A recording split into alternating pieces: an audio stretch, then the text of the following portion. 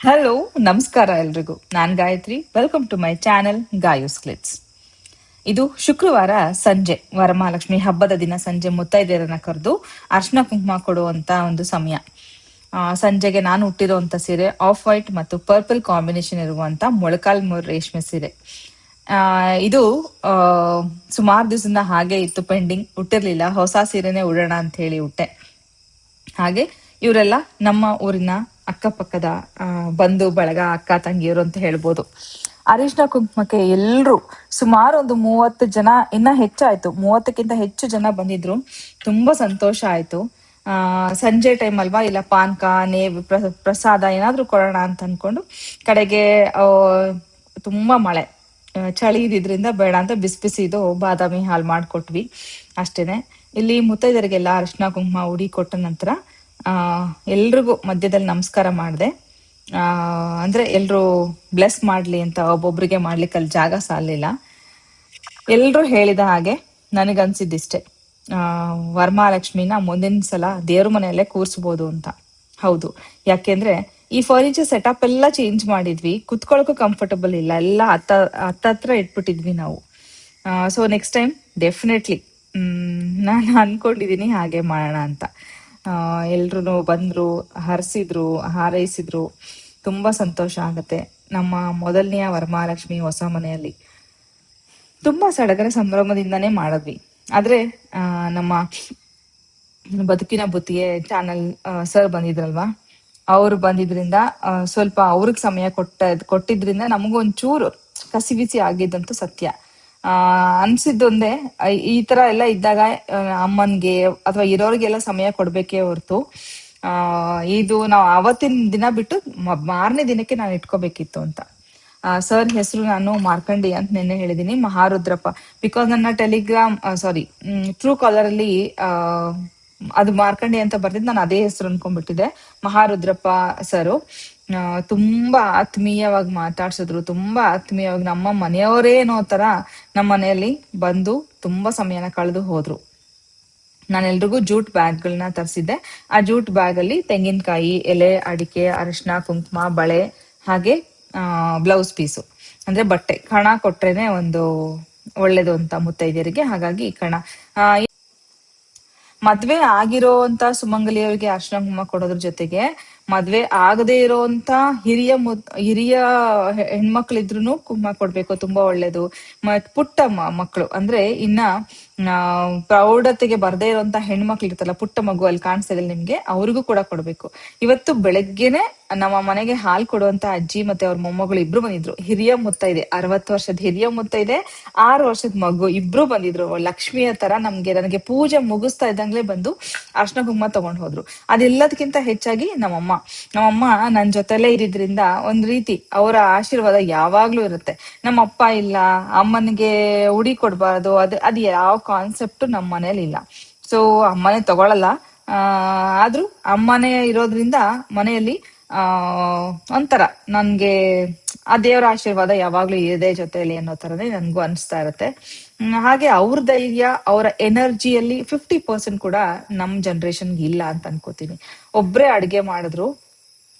ಯಾರೋ ಒಬ್ರು ಕಮೆಂಟ್ ಹಾಕಿದ್ರಲ್ಲ ಇವತ್ತು, ಒಬ್ರಿಗೆ ಅಡ್ಗೆ ಮಾಡಕ್ ಹಚ್ಚಿದ್ರ ನೀವು, ಅವ್ರು ಎಷ್ಟು ಸುಸ್ತಾಗ್ತಾರೆ, ನೀವ್ ಈ ತರ ಮಾಡ್ಬಾರ್ದಿತ್ತು ಅಂತ. ನೋಡಿ, ಒಬ್ರೇ ಅಡ್ಗೆ ಮಾಡಿದ್ರು ಅಂತಂದ್ರೆ ಅಮ್ಮ ಒಬ್ರೇ ಹೋಗ್ಬಿಟ್ರು ಅಲ್ಲಿ ಮಾಡ್ಬಿಟ್ರು ಅಂತಲ್ಲ, ನಾವು ಅವ್ರಿಗೆ ಹೆಚ್ಕೊಡೋದು, ನಾನು ಗ್ರೈಂಡರ್ಗೆ ಹಾಕೊಟ್ಟೆ, ಕರಿಗಡುಬನ್ನ ಎಲ್ರೂ ಸೇರ್ಕೊಂಡು, ಮಕ್ಳನ್ನು ಸೇರ್ಕೊಂಡು ನಾವೆಲ್ರೂ ಮಾಡಿದ್ವಿ. ಆಮೇಲೆ ಅಮ್ಮನಿಗೆ ಮ್ಯಾಕ್ಸಿಮಮ್ ಹೆಲ್ಪ್ ಮಾಡಿದ್ವಿ. ಅದೆಲ್ಲದಕ್ಕಿಂತ ಹೆಚ್ಚಾಗಿ ನಾನು ಅಮ್ಮಂಗೆ ಫಸ್ಟ್ ಹೇಳಿದ್ದು, ಅಜ್ಜಿಯ ಕೈ ರುಚಿಯಿಂದ ನಾನು ಹೋಳಿಗೆ ಊಟನ ತರಿಸ್ತೀನಿ ಆರ್ಡರ್ ಮಾಡಿ. ದೇವ್ರಿಗೆ ನೈವೇದ್ಯಕ್ಕೆ ಏನ್ ಬೇಕೋ ಅದನ್ನ ಮನೇಲಿ ಮಾಡ್ಕೊಳ್ಳೋಣ 25-30 ಜನಕ್ಕೆ.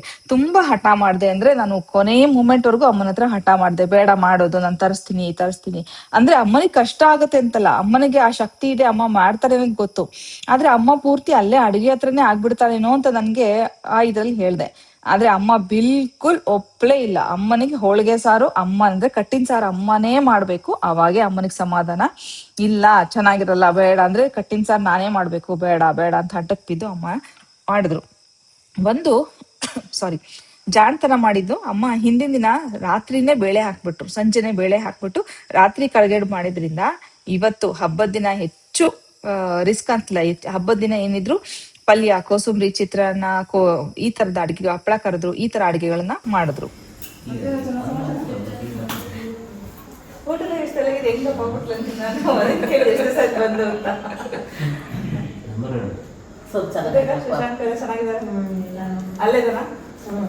ಬಂದಿಲ್ಲ ಇಲ್ಲ, ಇವನು ಇಲ್ಲಿಂದ ಓಡಾಡ್ತೀನಿ ಶಶಾಂಕ, ಅವನು ಅಲ್ಲೇ ಬಂದಿರಲ್ಲ. ಹಬ್ಬ ಅಂತ ರಜನೇ ಇಲ್ಲ, ಗಣಪತಿ ಹಬ್ಬ ನೋಡ್ಬೇಕು.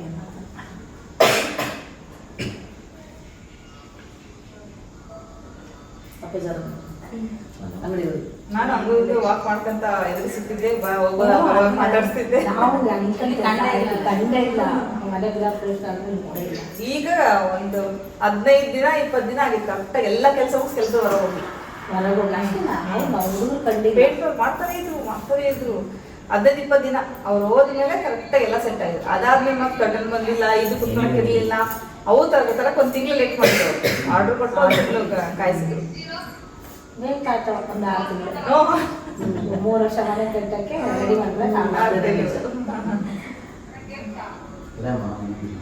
3 ವರ್ಷನೇ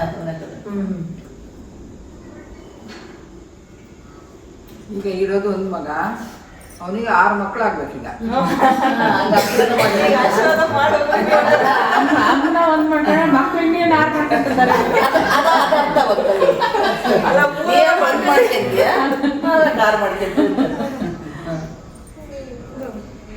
ಅವನಿಗೆ ಹಂಗೆ ಬ್ರೈನ್ ವಾಶ್ ಮಾಡಿ, ಚಿಕನ್ ಒಂದು 3 ದಿನ ಇರ್ಬೇಕು ಹಂಗೆ ಹಿಂಗೆ ಅಂತ ನೋಡಂತ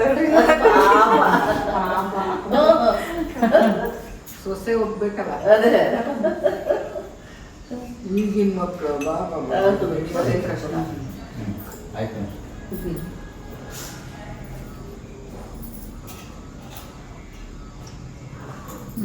ಮದುವೆ ಆಗತ್ಲ ಫಸ್ಟ್ ಏನ್ ಮಕ್ಕಳಾದ ಅವ ಮಕ್ಳು ಜಾಸ್ತಿ ಇಲ್ಲ. ಈಗಿನ ಇದು ನಂಗೆ ಆಮೇಲೆ ಪ್ಲಾನಿಂಗ್ ಅಂತ ಮಕ್ಕಳು ಅದನ್ನು ಅಲ್ಲ, ಅದೇ ಕರೆಕ್ಟ್. ಅವನ್ ಡಾಕ್ಟರ್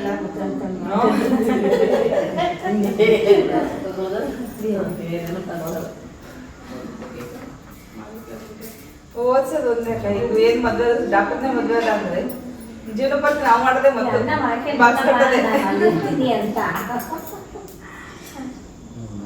ಬಟ್ ಇಲ್ಲಿರೋದಂತೂ ಬಹಳ ಕನ್ಫರ್ಮ್ ಆಗೈತೆ. ಇಲ್ಲ ನಾ ಇಲ್ಲೇ ಇರೋದು, ನಾ ಎಲ್ಲೂ ಹೋಗಲ್ಲ, ಈ 3 ವರ್ಷ ಓದಿ ಮತ್ತೆ ಬರ್ತೀನಿ ಅಂತ.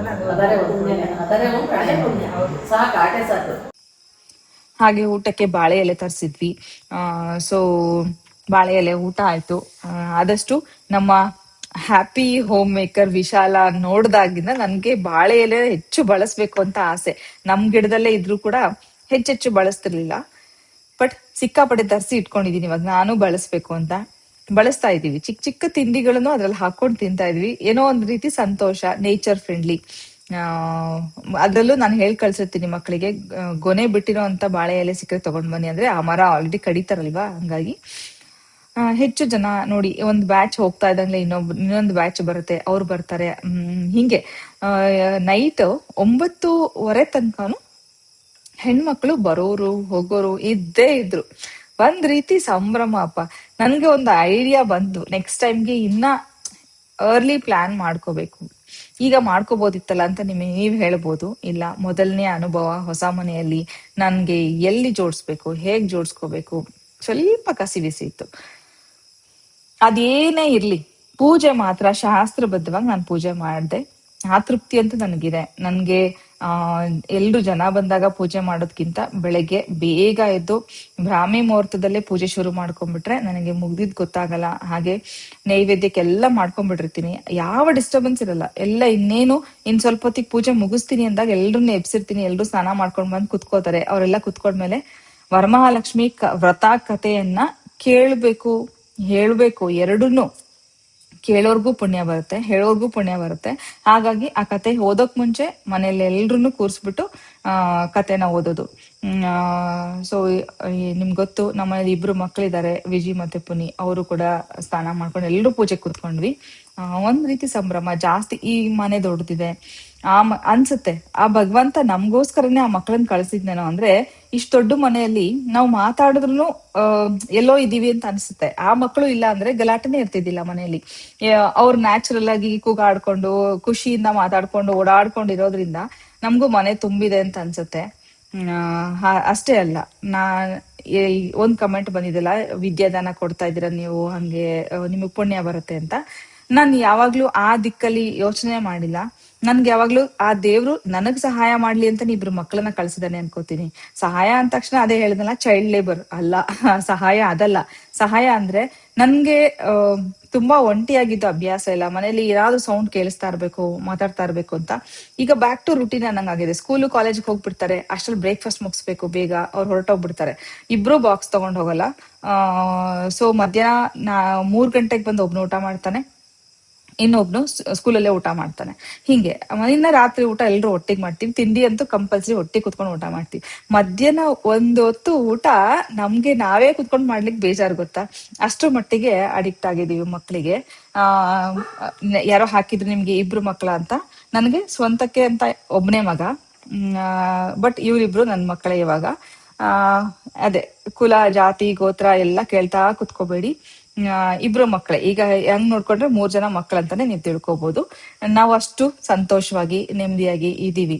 ಒಂದ್ ದೊಡ್ಡ ಕುಟುಂಬ ಆಗ್ಬಿಟ್ಟಿದೆ ನಮ್ದು. ಸೀಸು ಜಾಕಿ ಎಲ್ಲಾ ಸೇರ್ಕೊಂಡು ನಾವ್ ಯಾವಾಗ್ಲೂ ಹೇಳೋದಷ್ಟೇನೆ, ನಾವು ಅವ್ರಿಬ್ರು ನಾವು 5 ಸೀಸು ಜಾಕಿ ಸರಿ 7 ಜನ ಇದೀವಿ ಮನೆಯಲ್ಲಿ ಅಂತ. ಅದೇ ಒಳ್ಳೆಯ ಮನಸ್ಸುಗಳಿಗೆ ಇದು ಅರ್ಥ ಆಗತ್ತೆ, ನಮ್ ಸಂತೋಷ ಏನು, ನಮ್ ತೃಪ್ತಿ ಏನು ಅಂತ. ಆ ಭಗವಂತನ ರೂಪದಲ್ಲಿ, ಯಾವ್ದೋ ಒಂದು ರೂಪದಲ್ಲಿ, ನಮ್ಗೆ ಯಾರ್ದೋ ರೂಪದಲ್ಲಿ ಆ ಭಗವಂತ ನಮ್ ಜೊತೆ ಇರ್ತಾನೆ ಅನ್ನೋದಕ್ಕೆ ಇದೇ ಸಾಕ್ಷಿ. ಹಾಗೆ ಇಲ್ಲಿ ಕೂತಿರೋದು ನಮ್ಮ ಅಮ್ಮನ ಅಣ್ಣನ ಸೊಸೆ, ಅಂದ್ರೆ ನನಗೆ ಸೋದರ ಮಾವನ ಸೊಸೆ. ಅವ್ರು ಇದೇ ಊರಲ್ಲಿ ಇರ್ತಾರೆ. ಹಾಗಾಗಿ ಅವರು ಅವ್ರ ಮಗಳು ಇಬ್ರು ಬಂದಿದ್ರು. ತುಂಬಾ ಹೊತ್ತು ಟೈಮ್ ಸ್ಪೆಂಡ್ ಮಾಡಿದ್ರು. ಅಮ್ಮನ ಖುಷಿ ನೋಡ್ಬೇಕು. ಅವ್ರು ಅವ್ರ ಮನೆ ಕಡೆಯಿಂದ ಯಾರಾದ್ರೂ ಬಂದ್ರೆ ಖುಷಿಯಾಗಿ ಮಾತಾಡೋದು, ಕುತ್ಕೊಂಡು ತುಂಬಾ ಹೊತ್ತು ಟೈಮ್ ಸ್ಪೆಂಡ್ ಮಾಡೋದು. ತುಂಬಾ ಹೊತ್ತು ಕೂತಿದ್ರು, ಮಾತಾಡ್ಕೊಂಡು ತುಂಬಾ ಚೆನ್ನಾಗಿ ಸ್ವಲ್ಪ ಹೊತ್ತು ಸಮಯ ಕಳೆದು ನಮ್ಮೊಟ್ಟಿಗೆ ಅವರು ಕೂಡ ಹೊರಟ್ರು. ಎಷ್ಟೋ ಹೊತ್ತು ಸಂಜೆ ಪೂಜೆ ಮಾಡಿದ್ವಿ, ಮತ್ತೊಮ್ಮೆ ಒಂಚೂರು ನೈವೇದ್ಯ ಮಾಡಿ ಆರತಿ ಮಾಡಿ ಎಲ್ಲಾ ಮಾಡಿದ್ರೆ ವಿಡಿಯೋ ಮಾಡೋದು ನಂಗೆ ಒಬ್ರಿಗೂ ನೆನಪಿಲ್ಲ. ಮಗ ಬೇರೆ ಓದ್ಕೊಳಕ್ ಮೇಲೆ ಹೋಗಿದ್ದ, ಅವ್ನು ಓದ್ಕೊತಾ ಇದ್ದಾನ ರೂಮಲ್ಲಿ ಕುತ್ಕೊಂಡು. ನಾನು ಎಷ್ಟು ಇನ್ವಾಲ್ವ್ ಆಗ್ತೀನಿ ಅಂದ್ರೆ, ನಾನು ಶೂಟ್ ಮಾಡ್ಬೇಕಂತಾನೆ ನಿಜವಾಗ್ಲೂ ಮರ್ತೋಯ್ತು. ಅದಕ್ಕೆ ಕ್ಷಮೆ ಇರ್ಲಿ. ಹಾಗೆ ಇನ್ನ ಹೆಚ್ಚೆಚ್ಚು ಇಂಟ್ರೆಸ್ಟಿಂಗ್ ವಿಡಿಯೋಸ್ನ ಮಾಡ್ತಾ ಹೋಗ್ತೀನಿ. ತುಂಬಾ ಕಲಿತಾ ಇದ್ದೀನಿ. ದಿನದಿನಕ್ಕೂ ಇನ್ನೂ ಹೆಚ್ಚು ಇನೋವೇಟಿವ್ ಆಗಿ ಮಾಡೋದ್ರ ಕಡೆ ನನ್ನ ಗಮನ ಇದೆ. ಸ್ವಲ್ಪ ಮೆಂಟಲಿ ಫಿಸಿಕಲಿ ಎರಡೂ ಫ್ರೀ ಆಗ್ತಾ ಇದ್ದೀನಿ ಬರ್ತಾ ಬರ್ತಾ. ಇವಾಗ ಸ್ವಲ್ಪ ನನಗೂ ಅನಿಸ್ತಾ ಇದೆ ಹೆಚ್ಚು ನಾನು ಆಸಕ್ತಿಯಿಂದ ಇನ್ಮೇಲೆ ವಿಡಿಯೋಸ್ನ ಶೂಟ್ ಮಾಡ್ಬೇಕು ಅಂತ. ಎಷ್ಟು ಅಡುಗೆ ಮಾಡ್ತಾ ಇರ್ತೀನಿ, ತಲೆಯಲ್ಲಿ ವಿಡಿಯೋ ಮಾಡೋದೇ ಮರ್ತೋಗಿರ್ತೀನಿ. ಎಕ್ಸಾಂಪಲ್, ಇವತ್ ಬೆಳಗ್ಗೆಯಿಂದ ನೋಡ್ಕೊಂಡ್ರೆ ರಾಗಿ ರವೆದು ಉಪ್ಪಿಟ್ಟು, ಮಧ್ಯಾಹ್ನಕ್ಕೆ ಬಿರಂಜಿ ರೈಸ್ ಮಾಡಿದೆ, ಆಮೇಲೆ ಚಟ್ನಿ ಪುಡಿಗಳು ಖಾಲಿ ಆಗಿತ್ತು ಮಾಡಿದೆ, ತುಪ್ಪ ಖಾಲಿ ಆಗಿತ್ತು, ಬೆಣ್ಣೆ ಕಾಯಿಸ್ದೆ, ಎಲ್ಲದನ್ನು ಶೂಟ್ ಮಾಡಿದೆ. 2 ದಿನಕ್ಕೆ ಆಗೋಷ್ಟು ಕಂಟೆಂಟ್ ಅದು. ಆದ್ರೆ ನಾನು ಅದೆಲ್ಲ ಮಾಡುವಾಗ ಎಷ್ಟು ಇನ್ವಾಲ್ವ್ಮೆಂಟ್ ಅದ್ರಲ್ಲಿ ಮಗ್ನಳಾಗಿರ್ತೀನಿ, ನನ್ಗೆ ಗೊತ್ತೂ ಆಗಿರಲ್ಲ ವಿಡಿಯೋ ಶೂಟ್ ಮಾಡ್ಬೇಕಿತ್ತು ಅಂತ. ಸಂಜೆ ಮಕ್ಕಳೆಲ್ಲ ಹೇಳ್ತಾ ಇದ್ರು, ಇಷ್ಟೆಲ್ಲ ಇವತ್ತು ಬೆಳಗ್ಗೆಯಿಂದ ಮಾಡಿದ್ರೆ ಒಂದು ವಿಡಿಯೋ ಮಾಡಿಲ್ವಾ ಅಂತ. ಅವಾಗ ಅನ್ಸ್ತು, ಅಯ್ಯಯ್ಯೋ ಟ್ರೈಪಾಡ್ ಇಟ್ಕೊಂಡ್ಬಿಟ್ಟಿದ್ರೆ ಸಾಕಾಗಿತ್ತಲ್ವಾ ಅಂತ. ಅದು ಹಂಗಾಗಲ್ಲ. ಅಲ್ಲಿ ಟ್ರೈಪಾಡ್ ಇಟ್ಟು ನಾನೇನೋ ಮಾಡಿದ್ರೆ ಅದು ಇಂಟ್ರೆಸ್ಟಿಂಗ್ ಆಗಿರಲ್ಲ. ಬಟ್ ಇಂಟ್ರೆಸ್ಟಿಂಗ್ ಆಗಿ ಇನ್ ಮುಂದಕ್ಕೆ ಶೂಟ್ ಮಾಡ್ತಾ ಹೋಗ್ತೀನಿ. ನಿಮ್ಮೆಲ್ಲರ ಪ್ರೀತಿ ಸಪೋರ್ಟ್ ಹೀಗೆ ಇರ್ಲಿ. ಏನಂದ್ರೆ ತುಂಬಾ ಕಲಿಯೋದಿದೆ ಈ ಫೀಲ್ಡ್ ಅಲ್ಲಿ. ನಾನು ಮಾಡ್ತೀನಿ ಅಂತ ಹೇಳಿ ಏನೋ ಇಟ್ಕೊಂಡು ಮಾಡೋದಲ್ಲ, ಎಷ್ಟು ಇನ್ನೋವೇಟಿವ್ ಆಗಿ ಮಾಡೋದು ಇದೆ. ಎಷ್ಟೋ ಜನರನ್ನ ನಾನು ತುಂಬಾ ಸೀನಿಯರ್ ಯೂಟ್ಯೂಬರ್ಸ್ ಫಾಲೋ ಮಾಡ್ತಾ ಇರುವಾಗ ನನಗನ್ಸಿದ್ದು, ನಾನು ಆಕ್ಚುಲಿ ನಿಮ್ಗೆ ಗೊತ್ತು, ಒಂದಿಬ್ರು ಹಿಂದಿ ಚಾನಲ್ ತುಂಬಾ ವರ್ಷಗಳಿಂದ ಫಾಲೋ ಮಾಡ್ತೀನಿ. ನಾನು ಯೂಟ್ಯೂಬ್ ಅಂತ ನನಗೆ ಗೊತ್ತೂ ಇರಲಿಲ್ಲ, ಅವಾಗಿಂದನೂ ನಾನು ಫಾಲೋ ಮಾಡ್ತೀನಿ. ಅವ್ರದ್ದೆಲ್ಲ ನೋಡುವಾಗ ಎಷ್ಟು ಟೈಮ್ ತಗೊಳ್ತಾರೆ ಗೊತ್ತಾ ಒಂದು ವಿಡಿಯೋ ಶೂಟ್ ಮಾಡಕ್ಕೆ. ನಮ್ಗಳಿಗೆ ಹೆಂಗೆ ಅಂದ್ರೆ ಕೆಲವು ವಿಡಿಯೋಗಳನ್ನ ನಾವು ನೋಡ್ತಾ ಇದ್ರೆ ಎದ್ದ ತಕ್ಷಣ ವಿಡಿಯೋ ಇಟ್ಕೊಳ್ಳೋದಕ್ಕಿಂತ ಅವರ ಇಂಟ್ರೆಸ್ಟ್. ಬಟ್ ನಾನು ಅಷ್ಟೇ ಅಲ್ಲಿ ಕ್ಯಾಮ್ರಾ ಇಟ್ಟು ನಾನು ಏನೋ ಮಾಡ್ತಾ ಇದ್ದೀನಿ ಅಂತ ತೋರ್ಸೋದಕ್ಕಿಂತ ಏನ್ ಮಾಡ್ತಾ ಇದ್ದೀನಿ ಅಂತ ಅಚ್ಚುಕಟ್ಟಾಗಿ ಶೂಟ್ ಮಾಡ್ಬೇಕು, ಅದನ್ನ ನಿಮ್ ಮುಂದೆ ಪ್ರೆಸೆಂಟ್ ಮಾಡ್ಬೇಕು. ತುಂಬಾ ಈಗ ತುಂಬಾನೇ ಎಕ್ಸೈಟೆಡ್ ಆಗಿದ್ದೀನಿ ಒಳ್ಳೆ ವಿಡಿಯೋಸ್ನ ಕಂಟೆಂಟ್ನ ಕೊಡ್ಲಿಕ್ಕೆ, ನಿಮ್ಗೆ ಹೊಸ ಹೊಸ ವಿಚಾರಗಳನ್ನ ತಿಳ್ಕೊಳ್ತಾ ಇದ್ದೀನಿ. ಹಾಗೆ ಯೂಟ್ಯೂಬ್ ಪಾರ್ಟ್ನರ್ ಪ್ರೋಗ್ರಾಮ್ಸ್ ಅಂತ ಸ್ಟಾರ್ಟ್ ಆಗಿದೆ. ನಮ್ಗೆ ಅವ್ರ ಕಡೆಯಿಂದನೂ ಪಾರ್ಟ್ನರ್ಸ್ನ ಕೊಡ್ತಾರೆ. ಅವ್ರು ನಮಗೆ ತಿಳಿ ಹೇಳ್ತಾರೆ ಯಾವ ರೀತಿ ಮಾಡ್ಬೇಕಂತ. ಏನ್ ಗೊತ್ತಾ, ಪಾರ್ಟ್ನರ್ ಪ್ರೋಗ್ರಾಮ್ ಅಲ್ಲಿ ಕಾಲ್ ಮಾಡ್ತಾರಲ್ಲ, ಅವ್ರು ನಮಗೆ ಒಬ್ರು ಅಸಿಸ್ಟೆಂಟ್ ತರ ಇರ್ತಾರೆ. ಅವ್ರು ನಮಗೆ ಹೇಳ್ಕೊಡ್ತಾರೆ ಯೂಟ್ಯೂಬ್ ಅಲ್ಲಿ ಏನೆಲ್ಲ ಆಪ್ಷನ್ಸ್ ಇದೆ, ನಾವು ವಿಡಿಯೋ ಶೂಟ್ ಹೇಗ್ ಮಾಡಿದ್ರೆ ಇನ್ನ ಕ್ರಿಯೇಟಿವ್ ಆಗಿ ಮಾಡ್ಬೋದು ಅಂತೆಲ್ಲ ಹೇಳ್ತಾರೆ. ಅವರು ಪ್ರತಿಯೊಬ್ಬರ ಪ್ರಶ್ನೆ ಒಂದೇ, ಯಾಕೆ ಪೇಡ್ ಪ್ರಮೋಷನ್ ಮಾಡ್ತಿಲ್ಲ, ನಿಮಗೆ ನೋಡಿದ್ರೆ ಇನ್ಕಮೇ ಬರ್ತಿಲ್ಲ, ಪೇಡ್ ಪ್ರಮೋಷನ್ ಮಾಡಿ ಅಂತ. ಏನೋ ಗೊತ್ತಿಲ್ಲ, ಯಾವುದೇ ಕಾರಣಕ್ಕೂ ನನ್ ಮನ್ಸು ಬದಲಾಗಲ್ಲ, ಮನ್ಸು ಒಪ್ಪಲ್ಲ. ಒಂದ್ ಸ್ಮೈಲ್ ಮಾಡ್ತೀನಿ, ಅವ್ರಿಗೆ ಇಲ್ಲ ನನ್ಗೆ ಇಷ್ಟ ಇಲ್ಲ ಅಂತ ಹೇಳ್ತೀನಿ. ಅವ್ರು ಹೇಳ್ತಾರೆ ತುಂಬಾ ದಾರಿಗಳಿದೆ, ಅರ್ನಿಂಗ್ಸೇ ಇಲ್ವಲ್ಲ ನಿಮ್ಗೆ, ಸ್ಯಾಲ್ರಿ ಬರ್ತಾ ಇಲ್ಲ, ಇಷ್ಟು ಕಡಿಮೆ ಸ್ಯಾಲ್ರಿ ಇಟ್ಕೊಂಡು ಇಷ್ಟೊಂದು ಜನ ಸಬ್ಸ್ಕ್ರೈಬರ್ಸ್ ಇದ್ದಾರೆ, ಸ್ಯಾಲ್ರಿ ನೋಡಿದ್ರೆ ಇಷ್ಟೇ ಬರ್ತಾ ಇದೆ, ಏನಾದ್ರೂ ಚೇಂಜ್ ಮಾಡ್ಕೊಳ್ಳಿ, ಅರ್ನಿಂಗ್ಸ್ ಮಾಡ್ಕೊಳ್ಳಿ ಅಂತ. ದುಡ್ಡು ಒಂದೇ ದಾರಿ ಆಗಿದ್ರೆ ಏನಾದ್ರೂ ಮಾಡ್ಬೋದಿತ್ತು. ಬಟ್ ಅವ್ರುಗಳು ಬಿಡ್ತಾ ಇಲ್ಲ. ಪೇಡ್ ಪ್ರಮೋಷನ್ ಅಲ್ಲದೆ ಇದ್ರೂ ತುಂಬಾ ದಾರಿಗಳಿದೆ ಅಂತೆ. ಇನ್ನ ನಾವು ಯೂಟ್ಯೂಬ್ ಅಲ್ಲಿ ನಮ್ಮ ಸ್ಯಾಲ್ರಿನ ಒಂಚೂರು ಜಾಸ್ತಿ ಮಾಡ್ಕೊಳ್ಳಿಕ್ಕೆ ಅದೆಲ್ಲದನ್ನು ಹೇಳ್ತಾ ಇದ್ರು. ನೋಡೋಣ ಮುಂದೆ ಆತರ ಏನಾದ್ರು ನನ್ಗೂ ಕ್ರಿಯೇಟಿವ್ ಆಗಿ ಏನಾದ್ರು ಐಡಿಯಾಗಳು ಸಿಕ್ಕರೆ ಮಾಡ್ತಾ ಹೋಗ್ತೀನಿ ಅಷ್ಟೇ. ಅದಕ್ಕೆ ಎಲ್ಲದಕ್ಕಿಂತ ನನಗ್ ಅನ್ಸೋದು, ನಾವು ಮಾಡೋ ವಿಡಿಯೋನ ಇನ್ನೂ ಇಂಟ್ರೆಸ್ಟಿಂಗ್ ಆಗಿ, ಇನ್ನು ಪ್ರೆಸೆಂಟೇಬಲ್ ಆಗಿ ನಿಮ್ಮ ಮುಂದಕ್ಕೆ ತಂದ್ರೆ ನೀವೇ ನನ್ಗೆ ಇನ್ನ ಹೆಚ್ಚು ಸಪೋರ್ಟ್ ಮಾಡ್ತೀರಲ್ವಾ.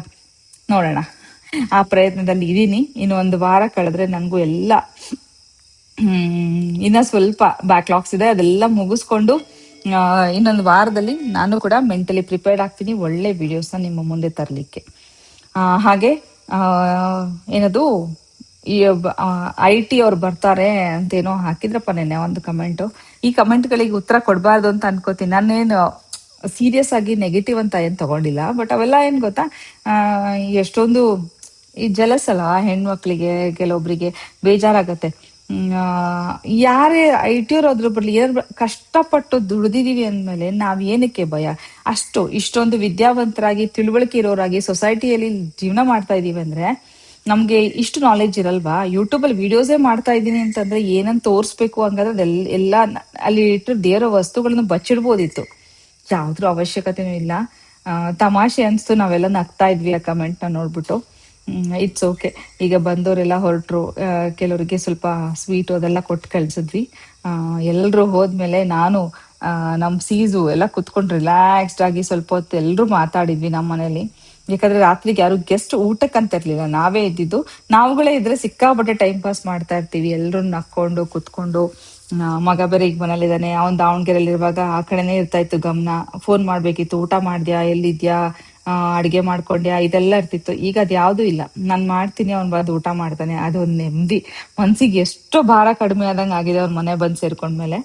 ಯಾರೋ ಕೇಳ್ತಾ ಇದ್ರು ಈ ಮತ್ತೆ ನೀಟ್ ಬರೀತಾರ ಅಂತ. ಹೌದು, PGಗೆ ಅಂದ್ರೆ ಮೆಡಿಕಲ್ ಮುಗಿದ್ಮೇಲೆ PG ಮಾಡ್ಬೇಕಲ್ಲ, ಅದಕ್ಕೆ ಮತ್ತೆ ನೀಟ್ ಬರಿಬೇಕು. ಅದಕ್ಕೂ ಕೂಡ ನೀಟ್ ಎಕ್ಸಾಮ್ಸ್ ಇರುತ್ತೆ. ಸೊ ನಿಮ್ಮೆಲ್ಲರ ಆಶೀರ್ವಾದ ಅವನಿಗೂ ಸಿಗ್ಲಿ ಅಂತ ಕೇಳ್ಕೊಳ್ತೀನಿ. ಹಾಗೆ ವಿಡಿಯೋ ಇಷ್ಟ ಆಗಿದ್ರೆ ಪ್ಲೀಸ್ ಒಂದು ಲೈಕ್ ಮಾಡಿ, ಕಮೆಂಟ್ ಮಾಡಿ, ನಿಮ್ಮ ಅನಿಸಿಕೆ ತಿಳಿಸಿ, ಫ್ರೆಂಡ್ಸ್ ಅಂಡ್ ಫ್ಯಾಮಿಲಿಗೆ ಶೇರ್ ಮಾಡಿ. ಹೊಸದಾಗಿ ನೋಡ್ತಾ ಇರೋರು ಪ್ಲೀಸ್ ಸಬ್ಸ್ಕ್ರೈಬ್ ಮಾಡ್ಕೊಂಡು ನೋಡಿ. Subscribe free of cost. Thank you for watching my channel. Thank you so much ನಿಮ್ಮ ಪ್ರೀತಿಗೆ.